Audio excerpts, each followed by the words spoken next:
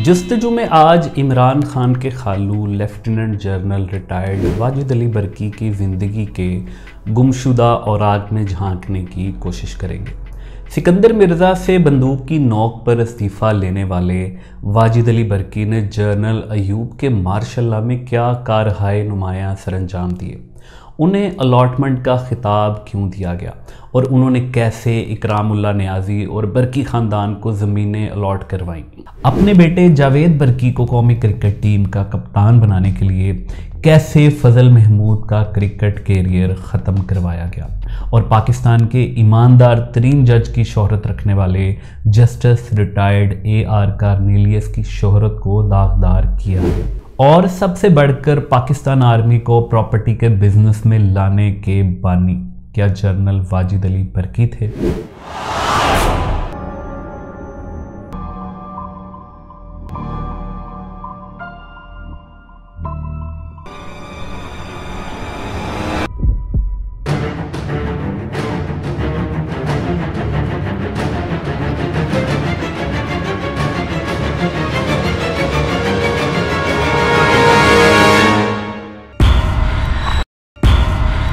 इमरान खान एक super cricket hero के बाद शौकत खानम जैसे अवामी समाजी कारनामे के बाद अवाम के दिलों में बसते थे। जब उन्होंने सियासत में आने का ऐलान किया, उनकी सियासत दो इंतहाओं को छूती है।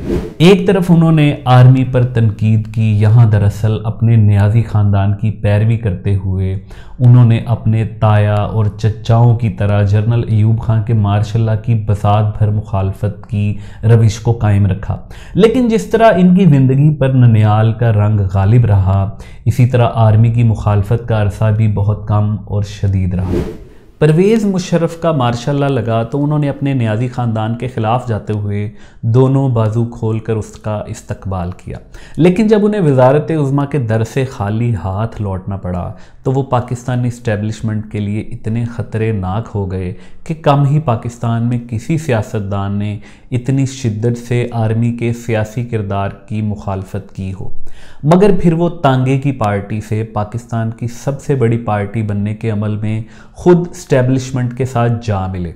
2011 के जलसे में इस्टेब्लिशमेंट की मदद से शुरू होने वाली रीलॉन्च आने वाली पाकिस्तान तहरीक इंसाफ में दरअसल इमरान खान इस्टेब्लिशमेंट के साथ जो सारा एक गठजोड़ कर रहे थे, ये उनके खालू लेफ्टिनेंट जनरल वाजिद अली बर्की की तरफ से मिली हुई विरासत थी, जिसको इमरान खान ने इस्तेमाल किया। इमरान खान का बचपन आमरीत के साए जमहूरियत के कातिल ख़ानदान में गुजरा। उनकी परवरिश ऐसे लोगों में हुई जिनके लिए जमहूरियत एक मजाक थी। उनकी ज़िंदगी पर भी यही रंग गालिब था। लेकिन आखिर ये लेफ्टिनेंट जनरल वाजिद अली बर्की थे कौन? तो इसको समझने के लिए पाकिस्तान के पहले मार्शल यानी 1958 तक जाना पड़ेगा। जमहूरियत पर शब खून मारने की साजिश सितंबर 1958 के वस्त तक मुकम्मल हो चुकी थी। पाकिस्तान पर छाने वाले इस काले साए का जादू कुछ ऐसा था कि ताकत के तमाम मराकज़ इस बात पर मुत्तफ़िक हो चुके थे कि अब पाकिस्तान के तमाम मसाइल का हल सिर्फ़ और सिर्फ जनरल अयूब खान की ज़ात है और वही पाकिस्तान को तरक्की की मिराज पर पहुंचाएंगे, दुनिया की सुपर पावर बनाएंगे। पाकिस्तान के पहले सदर मुमलिकत जनरल रिटायर्ड सिकंदर मिर्ज़ा इस इनकलाब के हामी थे और इसी की आड़ में वो अपने इक़्तिदार की तवालत के भी ख़्वाह थे। वो इस गलत फहमी का शिकार थे कि अगर मार्शल लगाया जाएगा तो वो सदर मुमलिकत की हैसियत से कौम की खिदमत जारी रखेंगे और जनरल अयूब खान ने उन्हें इस बात का यकीन भी दिलाया था। जनरल अयूब खान को पाक फ़ौज के सुप्रीम कमांडर नाज़िम आला मार्शल के साथ साथ वज़ीर आज़म पाकिस्तान का ओहदा भी दे दिया गया। लेकिन उन्हें पाकिस्तान का वज़ीर आज़म बने अभी सिर्फ 20 रोज़ ही गुजरे थे कि 27 अक्टूबर की शाम lieutenant general Wajid Ali बर्की, general आज़म मेजर जनरल शेर बहादुर और जनरल शेख कसरे सदारत वज़ीर आज़म जनरल अयूब खान का एक पैगाम लेकर पहुँचे कि मुल्क के मफाद में आपको इस्तीफ़ा देकर मुल्क छोड़ना है। हुमायूं मिर्ज़ा अपनी 1999 में शाया होने वाली किताब from Plassey to Pakistan the family history of Sikandar Mirza the first president of Pakistan में लिखते हैं, ठीक 20 दिन बाद रात के इस पहर बैरे ने उनके कमरे का दरवाज़ा खटखटाया। وہ گاؤن پہن کر باہر نکلے اور یہ دیکھ کر حیران رہ گئے کہ ایوان صدر کی راہداریوں اور باغ کی روشوں میں سٹین گن اور دوسرے اسلحہ سے لیس بڑی تعداد میں فوجی کھڑے ہیں۔ اسی کتاب میں وہ سکندر مرزا کے حوالے سے ایک اور جگہ لکھتے ہیں، بندوق کے زور پر میرا استعفیٰ لینے کے بعد 3 جرنیل واپس چلے گئے اور میجر جنرل شیر بہادر کو وہیں چھوڑ گئے، جس نے ان کے اور ان کی اہلیہ ناہید مرزا کے ساتھ انتہائی بدتمیزی کا مظاہرہ کیا، جس پر بیگم صاحبہ نے انہیں سختی سے ڈانٹ بھی دیا۔ کہا جاتا ہے کہ یہ جنرل واجد علی برقی تھے جنہوں نے پستول کی نوک پر استعفے پر دستخط کروائے اور انہیں چند منٹوں میں یہ احساس دلایا کہ اب ان کی کہانی ختم ہو چکی ہے۔ اگلی صبح یعنی 28 اکتوبر کو ہی سکندر مرزا اپنی بیگم ناہید مرزا کے ساتھ بذریعہ ہوائی جہاز کوئٹہ روانہ ہو گئے۔ جنرل ایوب خان نے وزیر اعظم کے عہدے کو ختم کر دیا، کابینہ سے دوبارہ حلف اٹھایا اور جنرل ایوب خان صدر مملکت بھی بن گئے۔ سکندر مرزا کا اس سلوک پر کہنا تھا، مارشل لا کے فوراً بعد ایوب خان کے انداز بدل گئے، وہ اتنے شاطر تھے کہ میکاولی بھی ان سے دھوکہ کھا جاتا۔ صدر سکندر مرزا سے استعفیٰ لینے والے لیفٹیننٹ جنرل واجد علی برقی دراصل عمران خان کے خالو تھے۔ یہی واجد علی برقی تھے جن کی شادی محترمہ شوکت خانم کی بہن محترمہ اقبال خانم یا اقبال جان سے ہوئی تھی۔ Lieutenant general retired Wajid Ali برقی جنرل ایوب خان کے مارشل لا میں دوسری طاقتور ترین شخصیت مانے جاتے تھے۔ وہ پاکستان کے سیاہ و سفید کے مالک تھے۔ جب بھی جنرل ایوب خان کسی بیرونی دورے پر جاتے تو وہ ان کو اپنا قائم مقام صدر بنا کر جایا کرتے تھے۔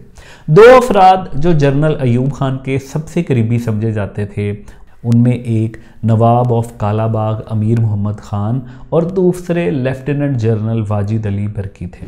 واجد علی برقی 1900 میں بستی بابا خیل جلندھر میں پیدا ہوئے۔ ان کے والد جہان خان برقی ایک بڑے زمیندار تھے۔ انہوں نے ابتدائی تعلیم جلندھر FC کالج لاہور اور پھر گریجویشن کے لیے 1924 سے مارچ 1925 تک رائل لنڈن ہاسپٹل میں جونیئر کلینیکل اسسٹنٹ اور پھر سینئر کلینیکل اسسٹنٹ کے طور پر کام کیا۔ 1926 میں MD کی ڈگری حاصل کی۔ 1927 میں انڈین میڈیکل سروس میں لیفٹیننٹ کے طور پر جلندھر، بکلاوا، کوئٹہ، کراچی کے ملٹری ہاسپٹلز میں کام کیا۔ وہ 1932 میں برطانیہ سے واپس آئے اور اسی سال اپنا DOMS حاصل کیا۔ 1933 میں ہندوستان واپس آ کر انہیں میرٹھ میں ایسٹرن کمانڈ میں آنکھوں کا ماہر مقرر کیا گیا۔ دوسری عالمی جنگ کے موقع پر انہیں کرنل کے رینک پر ترقی دے دی گئی۔ پھر انہیں 5ویں ہندوستانی ڈویژن میں فیلڈ ایمبولنس کی کمان دی گئی اور 1940 سے 41 تک مشرقی افریقی مہم میں فعال خدمات دینے کا موقع دیا گیا۔ 1941 سے 42 تک وہ قائم مقام اسسٹنٹ ڈائریکٹر میڈیکل سروسز 5ویں انڈین ڈویژن تھے۔ مغربی صحرا میں کارروائی دیکھ رہے تھے۔ انہیں ممتاز خدمات پر MBE سے نوازا گیا۔ 1942 میں انہیں مکمل کرنل کے عہدے پر ترقی دی گئی اور برما میں خدمات سر انجام دینے والے اسسٹنٹ ڈائریکٹر میڈیکل سروسز 7ویں انڈین ڈویژن کا عہدہ انہیں دے دیا گیا۔ اس دوران وہ بنیادی طور پر ملیریا کے کنٹرول اور بہت کم واقعات کے ذمہ دار تھے اور یہ ان کا کارنامہ تھا۔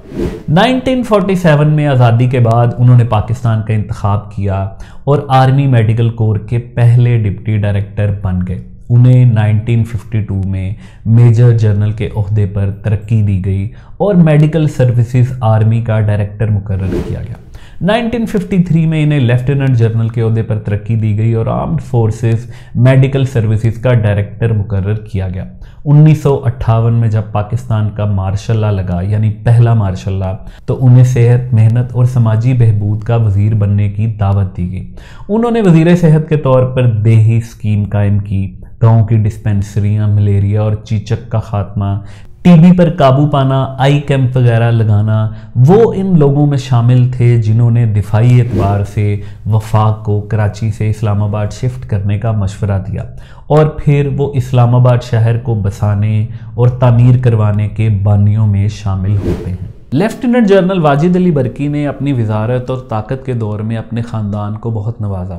सुंदरदास पार्क, जहां पर उनके हमजुल्फ खान बहादुर अहमद ज़मान खान ने एक घर तामीर कर लिया था, मगर उनकी साली मोहतरमा शौकत खानम वहां पर अपने शौहर इकरामुल्लाह नियाज़ी के साथ किराए के घर में रहा करती थी। जिस घर में वो क़याम पज़ीर थीं, वो घर करनाम सिंह का था, जो क़याम पाकिस्तान के बाद भारत में जा बसा था।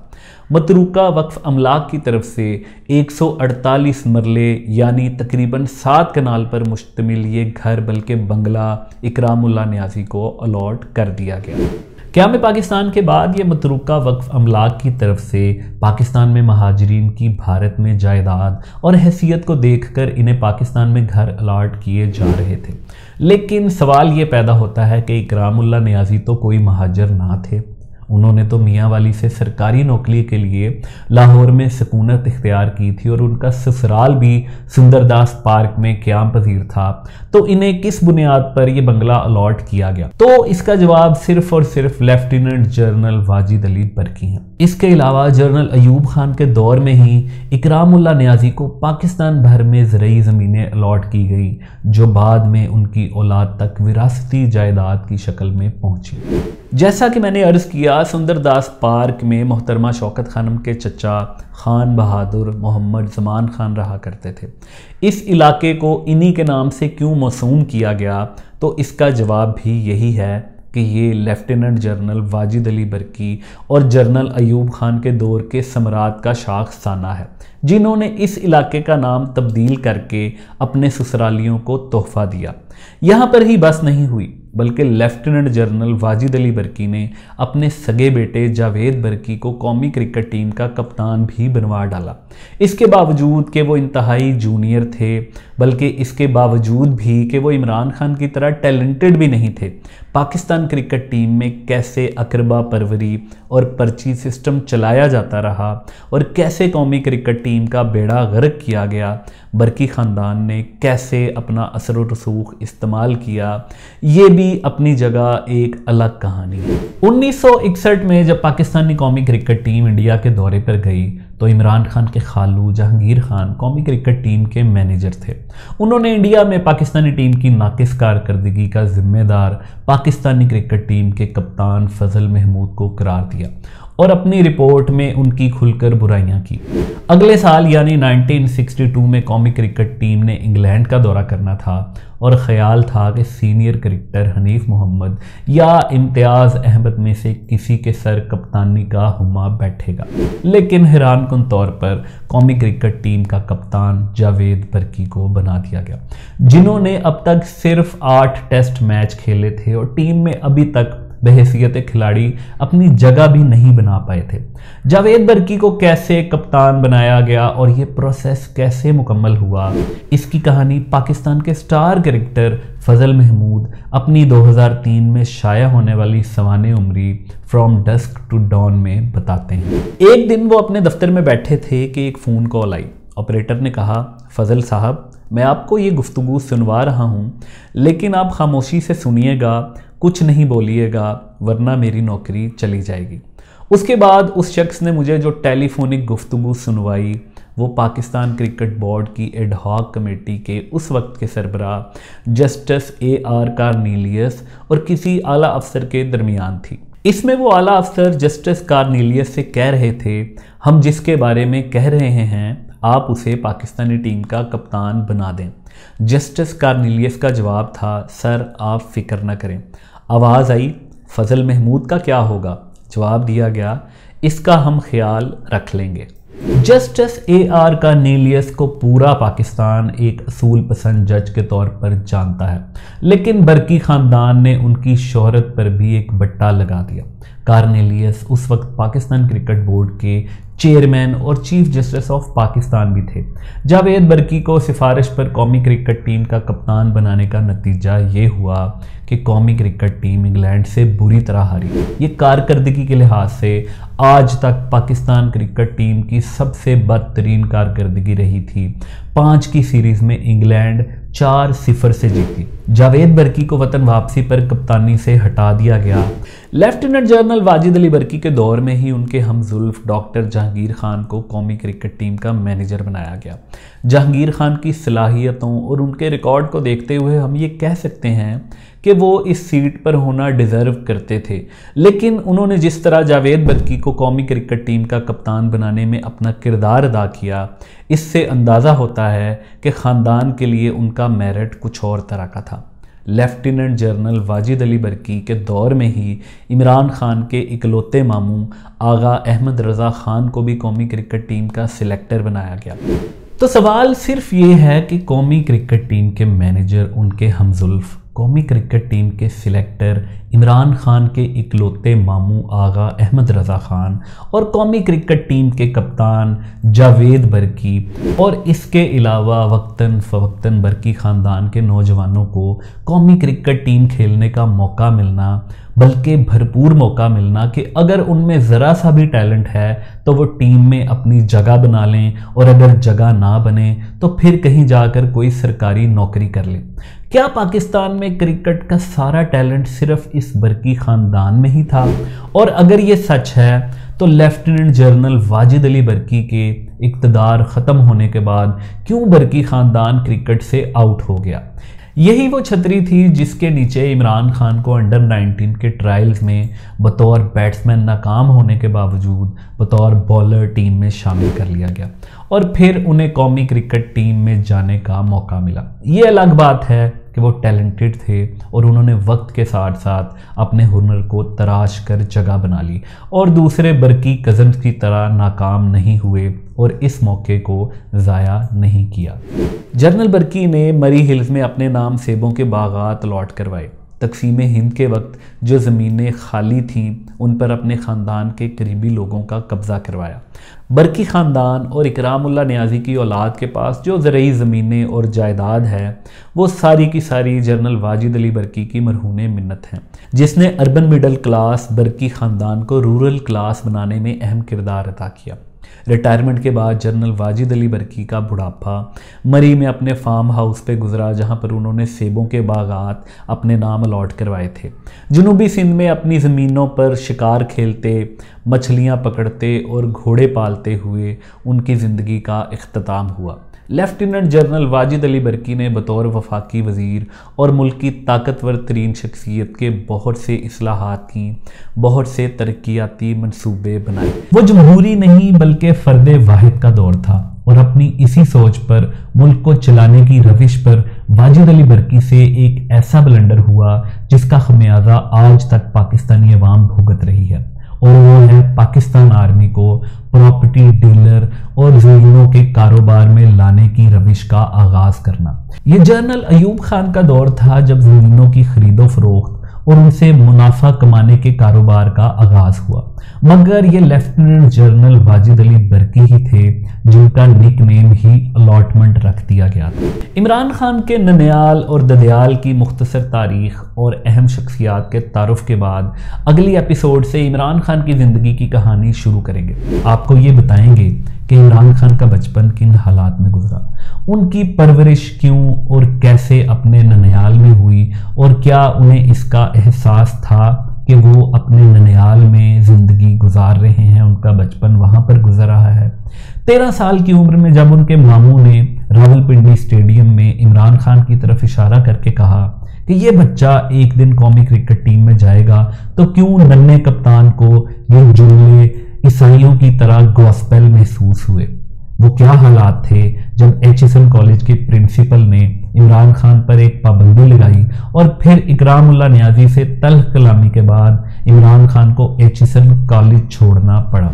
इमरान खान ने O लेवल लाहौर के किस इदारे से किया, उनका बचपन लाहौर में अपने ननियाल में किन नफ्सियाती उलझनों में गुजरा, और यही नफ्सियाती उलझनें सारी उम्र इमरान खान के साथ चलती रहीं, और बचपन में किसको रिश्वत देने पर उनकी वालिदा मोहतरमा शौकत खानम उनसे नाराज़ हुई।